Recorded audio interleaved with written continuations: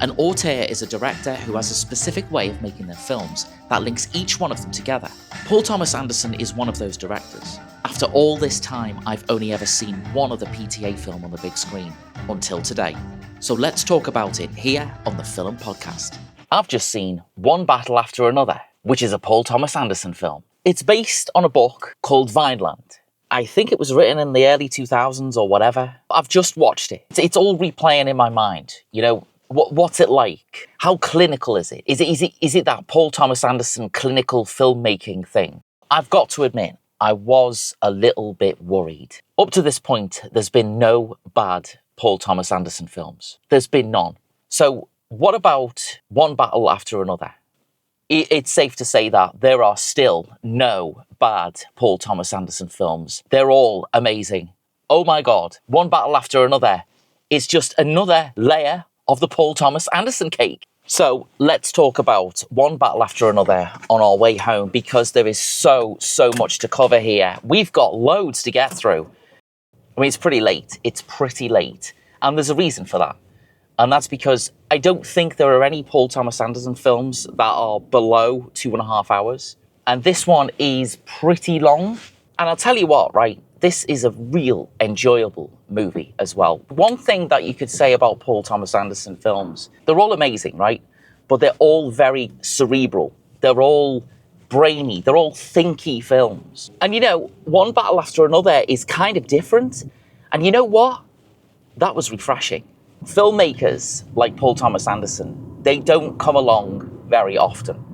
And not only do they not come along very often, but they're also not given the free rein that somebody like Paul Thomas Anderson is given to create the movies that he creates. It's amazing that he's able to command these long movies and get the power over them that he has. I am impressed by One Battle After Another. I think it's amazing. I cannot believe what I've just seen, to be honest with you. Cinematically nourished. Again, it's just like, okay, fine. We can be given cinema like this, and we can absorb it, and we can take it in, and we can see it, and we can watch it, and we can love it, and we can just go, wow. All right, I don't want it to be another one of those reviews where I just go, oh, it's great, it's the best thing I've ever seen, oh my God. There is so much to absorb with a film like this. There's so much to take in. There's so much to feel and contemplate with a movie like One Battle After Another. There's the story. The story's great. You've got the way that it looks, which is awe-inspiring and filmic and gorgeous. And you've got the characters or the actors. You've got that as well. And again, just amazing. Let's talk a little bit about Paul Thomas Anderson. Let's go there. Let's get that bit out of the way. Last weekend, I treated myself to a Paul Thomas Anderson weekend. And because Paul Thomas Anderson films are quite long, I didn't really watch that many of them. I kind of only watched two. One which I'd never seen before, and one which I absolutely love, and I'd not seen it for quite a long time. I was really happy to watch it again. I watched Boogie Nights, which I'd never seen before. I'd never seen Boogie Nights before, and I think that was his first film, or it was certainly his first big, major release, you know? Boogie Nights is an interesting movie starring a very, very young Mark Wahlberg, probably just after his, what was the band he was in called? Marky Mark of the Funky Bunch? Is that right? I think so. So that was his post-Marky Mark phase. Mark Wahlberg's amazing in it. I mean, he's great. He's so good. You know, he plays a star of adult movies with a very, very large dick.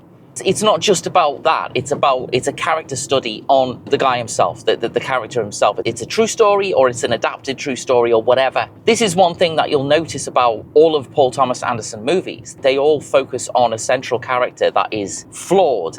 Two of my favorite Paul Thomas Anderson films. One is Magnolia. That's one of my favorites. And the other is a movie called The Master. And I mentioned The Master in my review of Eddington, particularly Joaquin Phoenix. The character that he plays in The Master is just like the weirdest guy. It's very hard to describe it, but The Master is, The Master's amazing. Magnolia and The Master are both on par with each other as far as I'm concerned in terms of Paul Thomas Anderson films. Magnolia is a rambling piece about people and about the way people interact with each other and how things can intertwine together in the strangest ways. If you watch Magnolia, you'll be like, okay, it's the only one that has an ensemble cast, that doesn't focus on one particular character. It focuses on loads of particular characters, and all of them are as interesting as each other. All of them have got a whole entire ethos behind them, a whole entire story behind them. No matter how many times you see them on screen,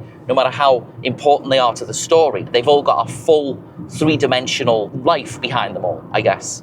How does one battle after another stack up with all of that? This is different, right? We're seeing a different kind of Paul Thomas Anderson here. A just as cerebral Paul Thomas Anderson, just as inventive filmically and aesthetically, a Paul Thomas Anderson that's given us the Paul Thomas Anderson version of action. That's what this is, an action film. It's got a sprinkling of Quentin Tarantino in there. I think it does. It's got that. It's also got a little bit of a sort of 70s aesthetic. It's got a 70s aesthetic, that dusty thing going on. It's just so beautiful to look at. I mean, it really is gorgeous to look at. I suppose we need to talk about the way that it's put together. If you go and watch my review of The Brutalist, you'll see a piece in there about a filming technique called VistaVision. Since The Brutalist was made, a lot of directors very similar to Paul Thomas Anderson, I know Greta Gerwig is the same, a few other directors are now making films on or using the VistaVision technique.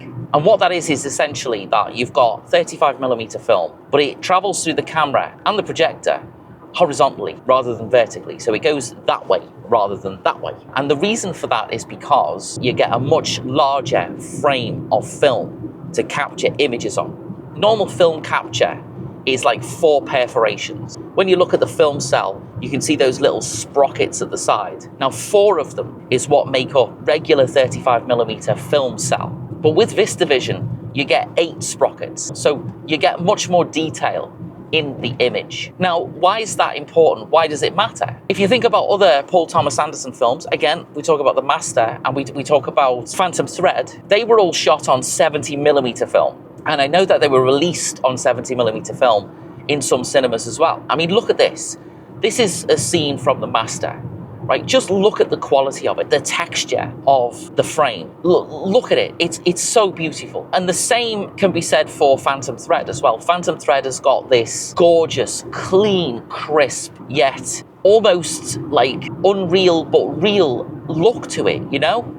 It's just beautiful, and the way that the shadows and the way that light hit people's faces and bathe the entire frame in this gorgeous light everywhere. It's truly astonishing stuff. The technique of using 70mm film is quite a difficult one. It's an expensive one. It's a crazy one. If you make something on VistaVision, then it gives you the ability to be able to blow it up to IMAX size and it to look stunning in IMAX. It can be down-resed to a DCP or digital cinema print, but it can also be released in 70mm, so it can be blown up to a 70mm print as well, and it will look gorgeous. It can be shown in VistaVision also, so it's got all of these different possibilities of releasing all of the different formats that somebody might want to release it. Filmmakers like Paul Thomas Anderson, Christopher Nolan, Quentin Tarantino, all of those high-profile Hollywood filmmakers, and Ryan Coogler in this case as well, don't forget about Ryan Coogler, these high-profile directors are able to command their stuff be released on film. And that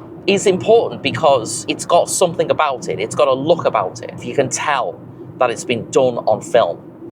Now, one battle after another carries on that trend. You know, you can feel the heat in the places where it's set. It captures the soul of the scene. That is where we are with one battle after another, and the way that it looks, essentially. It captures the soul of it.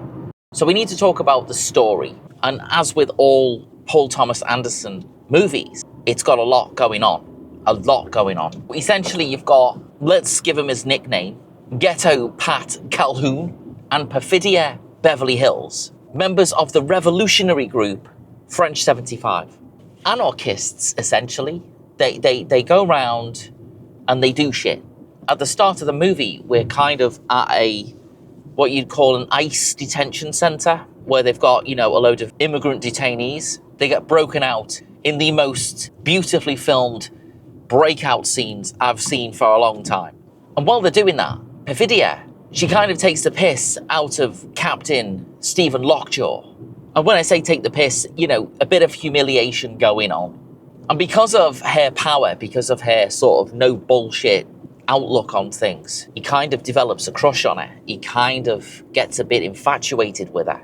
Mostly a sexual fascination. Once that's done and dusted, Pat and Perfidia, they become lovers. They start a relationship together. And whilst they're doing that, they basically continue the bombings and the terroristy things that they do. They kind of go one too far with it, and Lockjaw captures Perfidia. And the only way she can get out of it is by offering him sexual favors. So they do that, right? She meets him at a hotel, and they get it on. But she becomes pregnant from this.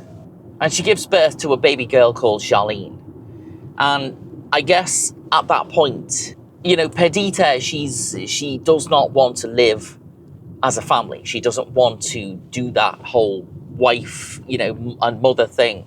So she leaves. She goes back to her anarchist ways, her roots, her group, the French 75, essentially. From that point on, the story takes its twists and turns in a very interesting way and a very entertaining way as well. That's the thing about this film, is it's not all 100% serious, you know, and miserable. And I think the character of Perdita, you know, she's a really exciting character. She's an amazing, powerful, no bullshit character. She doesn't put up with any bollocks from anybody, but, you know, she's also vulnerable in the sense that she lets herself get into that situation. Things get serious, things start to take a turn for the crazy, and well, I just don't. Let's not give it. I mean, this is a spoiler-free review, as always, on the channel.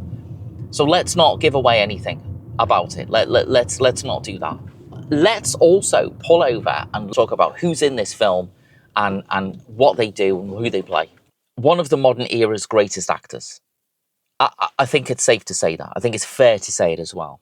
Leonardo DiCaprio. He plays Bob Ferguson / ghetto Pat Calhoun.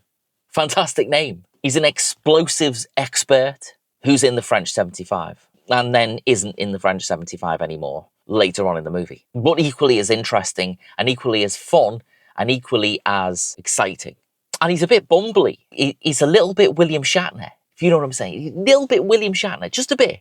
Then it's great character. And the usual Leonardo DiCaprio performance, full of energy and funny as well. A pretty magnificent performance from Sean Penn. He looks like a grizzled army captain. Amazing. Got a weird hairstyle. What an odd army man he is. And if you've seen the trailer, you'll know that Benicio del Toro's in there as well. And he's like the sensei of Bob Ferguson's daughter. He teaches her how to do karate and all of that. He kind of protects the Mexican immigrants as well and does all bits and bobs with that. So him and Bob Ferguson / Pat Calhoun, they're on the same side, essentially. Really great. When those two are together in the film, it's pretty awesome. A performance from Teyana Taylor. She plays Perfidia Beverly Hills, and she's the mother of Willa, Bob's partner, and she's a member of the same, you know, French 75. I've not seen her in anything before, but she's got a really big filmography. She is so great. You know, she's got a kind of Angela Bassett vibe going on. And Angela Bassett is just amazing. And, you know, lastly, an awesome performance from Chase Infinity. She plays Willa Ferguson / Charlene Calhoun. She's Bob and Perfidia's daughter. All right, let's carry on. And let's talk some more about one battle after another. So the themes are really topical. They're really important for the here and now. I guess you can say that Paul Thomas Anderson knows exactly what he's doing, and he knows exactly what he's trying to say with what he's put into this film. One of the big takeaways from this is the messages about ICE. I mentioned ICE earlier on, and that's the American, like, detention-y people that are taking away all of the immigrants, whether they be illegal or not. They're putting them in detention centers, and a lot of that is featured in this film, particularly at the start. They're taking away people without due process, you know, no justice, basically. We were always told in movies and television shows and everything else that justice is the most important thing to the American dream, about the ethics and the way that America goes about doing things.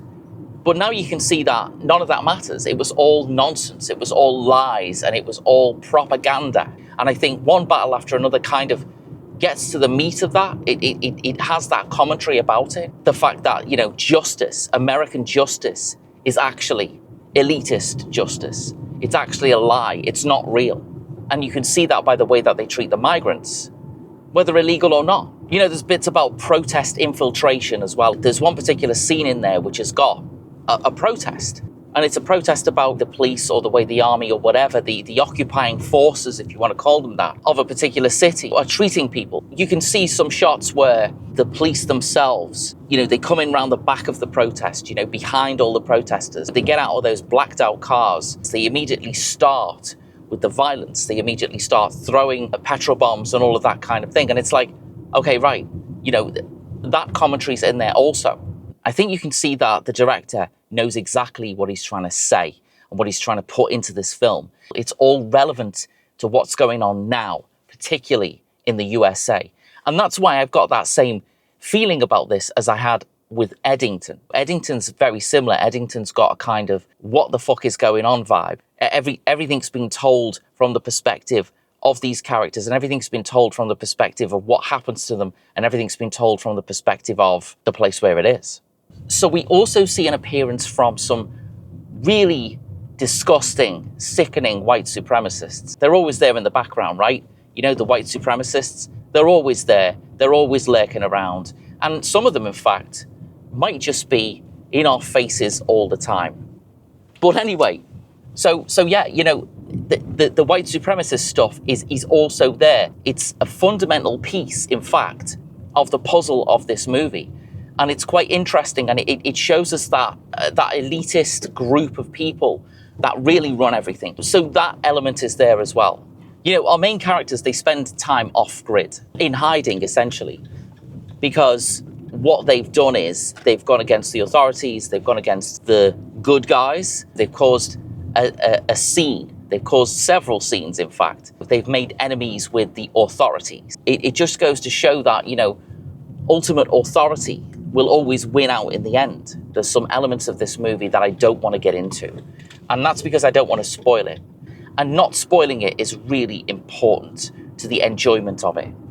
I think this film's got so many things to say, it's got so much in there that it will take more than just one viewing to enjoy it all, to unravel it all, to see it all. Those are the kind of movies that excite me the most. The ones that have got thought, heart, soul, and damn good characters.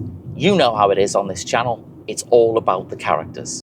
Let's sum up One Battle After Another. Paul Thomas Anderson is a director whose work is all fantastic. Every movie that he's ever made has been standout, no matter what it's about, whether it's about porn stars, whether it's about weird characters, whether it's about an ensemble cast of people who get rained on by frogs. They're always an interesting study of characters and use interesting production values that elevate them above a lot of other stuff that you can see in the cinema. And throughout all of Paul Thomas Anderson's career, he has not once given in to the big man. You know, he's not once gone and done a sequel or anything like that. He's kept his integrity intact. And One Battle After Another is a perfect example of that. It's its own story, it's its own thing. It's got its own vision, and it's got its own outlook on everything. There's plenty to read into this. You could watch this 100 times and you'd get something new out of it when you do. It's really a great piece of work. It's probably one of my favorite films of the year. In fact, it's probably one of my favorite films of the decade. I can't wait to see it again. And if you get the opportunity to go and see this in the cinema on the big screen, there are plenty of ways to watch it. IMAX, VistaVision, 35mm film, 70mm film, and in the good old standard digital DCP format. And every single one of them is going to be outstanding to look at, because it's one of those films that you can take in and enjoy as a film lover. But also it's one of those films that you can enjoy as somebody that just wants to go and watch something. And yet it's long, it's quite long, but you don't notice its length at all. It just flows and it keeps going and it doesn't stop until the end. And the resolution is fabulous The whole story is fabulous. It's just a great movie. It's called One Battle After Another, and it's available everywhere. So take my advice and go and see it. You'll 100% enjoy it. This is the Film Podcast. Thank you for watching, and I will see you again next time.